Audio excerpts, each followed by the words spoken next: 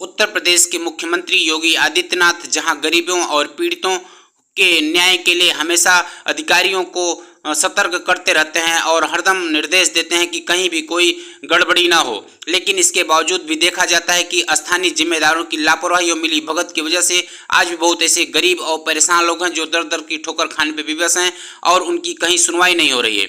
एक ऐसा ही नज़ारा भदोही जनपद के ज्ञानपुर तहसील अंतर्गत मक्कनपुर में देखने को मिल रहा है, जहां पर एक व्यक्ति अपनी बूढ़ी माँ, अपनी भाभी तथा अपनी दो भतीजियों के साथ दर दर की ठोकर खाने में विवश है और उसको परेशान करने वाला उसका भाई ही है। वह तमाम जगहों पर अपनी शिकायत दे चुका, लेकिन उसकी कहीं कार्रवाई नहीं हुई। आइए देखते हैं उस शख्स ने क्या कहा। कि हमारे पिताजी दो भाई थे, बड़े पिताजी तो कोई नहीं था। उनकी सारी प्रॉपर्टी हमारे तीसरे नंबर वाले भाई 420, एक नंबर का 420 आदमी है, अपना चार नाम रखा है। श्यामधर दुबे, हीरालाल दुबे, देवव्रत दुबे, अब इस समय हरीलाल दुबे के नाम से वह जाना जा रहा है। इतना 420 आदमी है। पूरी प्रॉपर्टी बड़े पिताजी की हड़प करके अपने नाम करवा करके बेच दिया। पिताजी की सारी प्रॉपर्टी हड़प करके रखा हुआ है सूर्यावा थाना के माध्यम से। और कुछ दबंग लोग हैं जिनके कारण ग्राम प्रधान, सेक्रेटरी, बीडीओ, इन सबको मिला करके वह सारा काम करता है। कुछ अन्य लोग भी हैं जो उसकी गैंग में शामिल हुए हैं, जो बड़े लोग हैं, पॉलिटिक्स से जुड़े हुए लोग हैं, जिनका नाम लेना हमारे लिए कल सुबह सूरज देखूं या ना देखूं। और थाने से भी लोग जुड़े हुए हैं, नाम नहीं लेना चाहूँगा, कब अंदर कर देंगे कोई भरोसा नहीं है।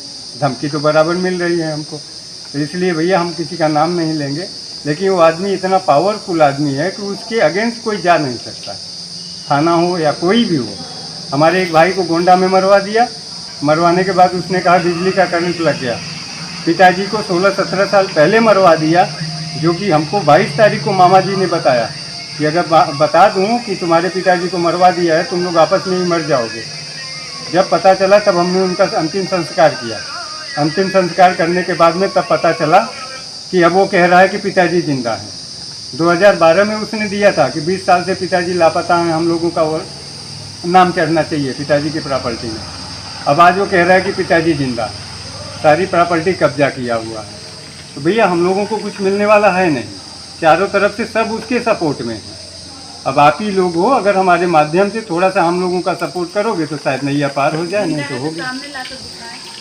आपके पिताजी जिंदा है वो बोल रहे हैं? हाँ, वो कह रहे हैं। तो उससे बोलिए ना कि जिंदा है, उससे बोलिए कि हमारे पिताजी जिंदा है, तो लाइए सामने। हम नहीं, वो खाली मुंह से बता सक रहे हैं ना कि हाँ पिताजी जिंदा है, बाकी वो ऐसे नहीं। मतलब कि कुछ जमीन आप लोग को दिए सब? नहीं, कुछ नहीं, सारी जमीन उनके अंडर में है।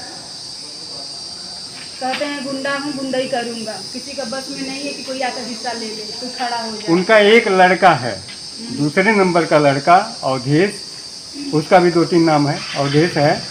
वो एक नाथ शिंदे का बोलता है कि हम मुख्य पुजारी हैं। अच्छा। हाँ, वहाँ से थाने पे फ़ोन करवाता है, और जब वहाँ से एक नाथ शिंदे जी का फ़ोन आता है तो यहाँ की गवर्नमेंट ऐसी है, थाने वाले ऐसे हैं कि डर करके सीधा हमारे ऊपर शासन करने लगते हैं। हमको तो सीधा कहते हैं अंदर कर देंगे, ऐसी केस में कर देंगे तुम बाहर नहीं। एक नाथ शिंदे का नंबर कितना है उसे मांग लीजिए। अब हम बताइए, माता जी को देखें, 2 बच्चों को देखें, भाभी को देखें, कि अब चले हम थाने के और लोगों के खिलाफ जाएं, कौन जाएगा?